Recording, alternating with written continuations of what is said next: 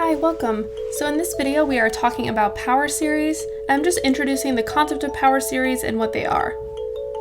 So in general, a power series has the form of the sum from n equals 0 to infinity of c sub n times x to the n.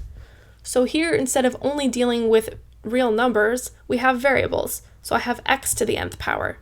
Writing that out, I'd have c0 times x to the 0 power plus c1 times x to the 1 power, c2 x to the 2 power, plus c3 x to the 3 power, etc.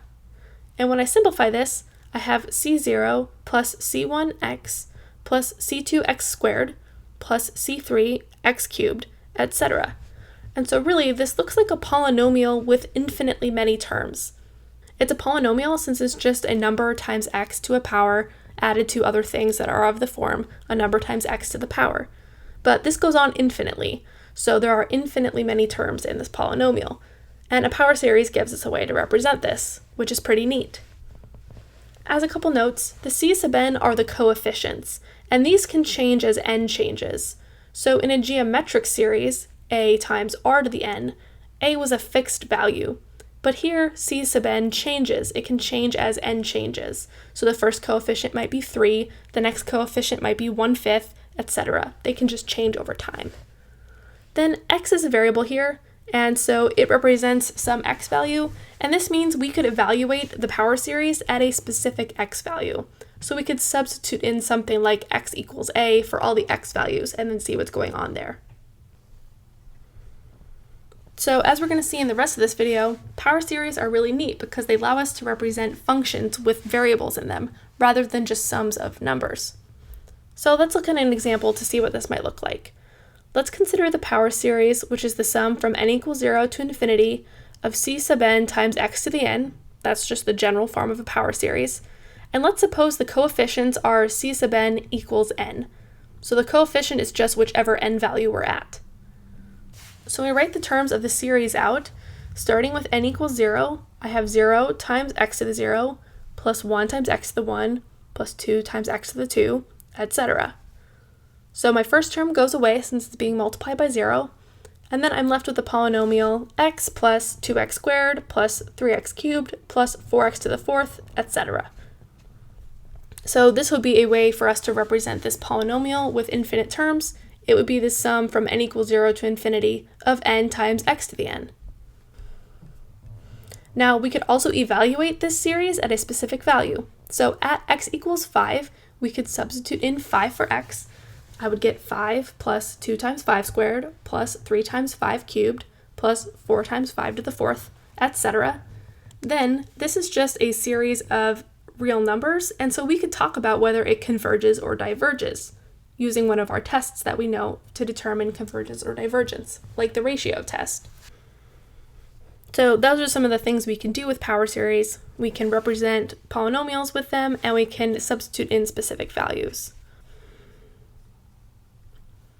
Okay, let's look at another example of what this might look like. Let's consider the power series from n equals 0 to infinity of c sub n times x to the n, and this time we're just going to use the coefficients as 1, so the coefficient is constant throughout. Writing this out, I'm just getting x to the 0 plus x to the 1 plus x squared plus x cubed, and then I can simplify that. 1 plus x squared plus x cubed, etc. So this is a neat case because it's actually a geometric series. Here we have a equals 1 and r equals x. So it's a times r to the n, where a is 1 and r is x. So using our knowledge of geometric series, we know that this power series will converge when the absolute value of x is less than 1. That's because x is r, and we usually look at where absolute value of r is less than 1. So in those cases where the absolute value of x is less than 1, we can conclude that the series is equal to 1 over 1 minus x, or a over 1 minus r. This uses all of our knowledge about geometric series, that when it converges to a over 1 minus r. So this is pretty cool, and it's actually going to be super powerful. This means that if we look in an interval between -1 and 1 for our x values, the function 1 over 1 minus x is actually equal to the infinite power series. It's equal to 1 plus x squared plus x cubed, etc. That is, we can rewrite the function 1 over 1 minus x as this infinite series. And this is specific, remember, to when we were looking at x values between -1 and 1. So right now this might not seem like much to you, that we could take this function and write it as an infinite sum, but in a lot of cases this is extremely handy to us because it's much easier to computationally find polynomial values. So to take x squared, x cubed, x to the fourth, to take a value to a power is much easier computationally than finding the specific function values many of the times. So in lots of cases, this is actually what's happening behind the scenes when your calculator gives you a value for something. It's doing this infinite power series representation of that.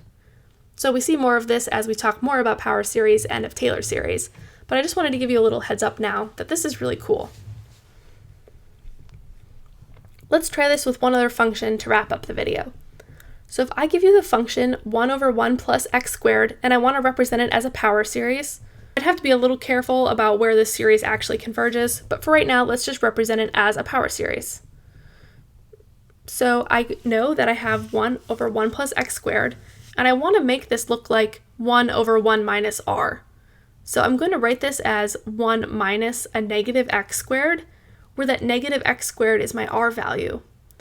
Then if I write this as a geometric series, where it's a, which is 1, times r to the n, my r value is just negative x squared, so I have negative x squared to the n. Then I could write out some of the terms for this.